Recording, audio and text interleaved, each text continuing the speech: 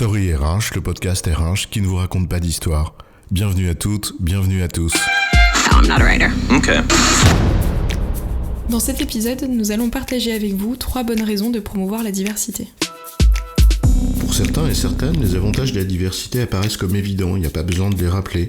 Mais pour d'autres, il s'agit seulement d'une contrainte légale supplémentaire à laquelle il faut se conformer.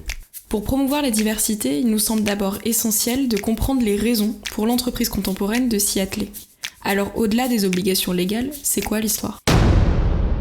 Évidemment, la diversité est encadrée par la loi, et souvent le premier argument qui vient à l'esprit en faveur de la diversité et de la lutte contre les discriminations, c'est celui qui est imposé par le cadre légal. Le cadre juridique antidiscriminatoire a été renforcé dans les années 2000, faisant peser un risque juridique pour les entreprises. C'est d'ailleurs ce qui les a conduites à s'intéresser à la question de la diversité. Il y a de nombreuses lois, en France comme à l'international, qui encadrent ce sujet. Obligation d'emploi des travailleurs en situation de handicap, obligation de représentativité dans les conseils d'administration avec la loi Copé-Zimmermann, obligation de formation des équipes recrutement, etc., etc. Nous n'allons pas toutes les citer ici. Mais en fait, si ces lois existent, c'est peut-être pour venir appuyer le tout premier argument en faveur de la diversité, celui qui devrait s'imposer à nous, la dimension morale. Malheureusement, si les lois existent, c'est peut-être parce que cet argument d'ordre moral n'est pas suffisant. En effet, l'argument moral renvoie à ce qui est bien ou à ce qui est mal, à ce qui est acceptable ou non comme comportement de la part d'une entreprise. Et en fait, ça pose la question de l'universalité du principe moral. Or, la morale des uns s'oppose bien souvent à la morale des autres. On n'est pas ici pour débattre de l'existence ou non d'une morale universelle, quoique ce serait un excellent sujet. Mais affirmer que la promotion de la diversité est une affaire morale, malheureusement, ça ne suffit pas pour que cela devienne une réalité dans les faits. C'est pour ça qu'aux injonctions morales se sont ajoutées les obligations légales. Mais même les deux combinés, c'est insuffisant pour réussir ce qui relève finalement d'une transformation culturelle profonde. Et alors quoi ? On s'arrête là ? Non, nous avançons un troisième argument qui devrait parler le plus souvent aux entreprises, à leurs actionnaires et les personnes qui les dirigent, celui de la performance. Alors attention, affirmer que la diversité conduit à la performance de l'entreprise est un peu hasardeux. Le lien direct entre diversité et performance ne fait pas toujours consensus.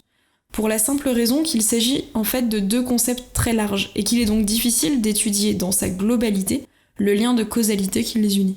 Alors tu as raison, mais il y a quand même de nombreux travaux qui tendent à démontrer que tel ou tel aspect de la diversité contribue à tel ou tel aspect de la performance.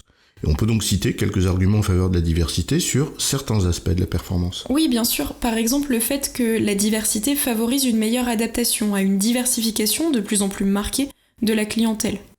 Ou également le fait que la diversité, en cela qu'elle est source de différences sur le plan des expériences vécues, des savoirs acquis, peut se révéler source d'innovation et de créativité, essentielle à une entreprise en quête de performance dans la durée. On pourrait également parler de l'attractivité des entreprises, tant sur le plan des recrutements externes, pour faire face à la pénurie de talents dans certains secteurs, s'ouvrir à des profils différents, ce qui est essentiel pour attirer les meilleurs profils, mais aussi sur le plan de la fidélisation des personnes, puisque promouvoir la diversité, c'est aussi promouvoir des valeurs de respect des personnes et d'équité, qui constituent des piliers de l'engagement, mais ça, c'est un autre sujet. La diversité peut alors être considérée comme un facteur potentiel et conditionnel de l'augmentation de la performance. En d'autres termes, favoriser la diversité est essentiel pour être attractif, innovant, créatif et donc, in fine, performant. Mais ce n'est pas pour autant suffisant. Non, encore faut-il promouvoir la diversité dans toute sa richesse et non pas par catégorie, et faire en sorte que cette diversité se mélange, s'enrichisse. S'il est important de multiplier les différences au sein des entreprises, il est alors encore plus important de les manager pour favoriser une certaine forme de brassage ou une certaine forme de métissage. Mais c'est un autre sujet là encore. En résumé, le premier argument pour la diversité est d'ordre moral. Il est appuyé d'un deuxième argument de conformité légale. Mais ces 2 arguments ne sont pas suffisants.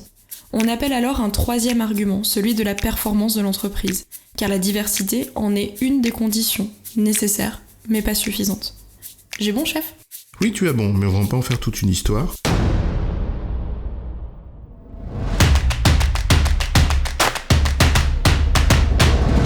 Story RH, le podcast RH qui ne vous raconte pas d'histoire.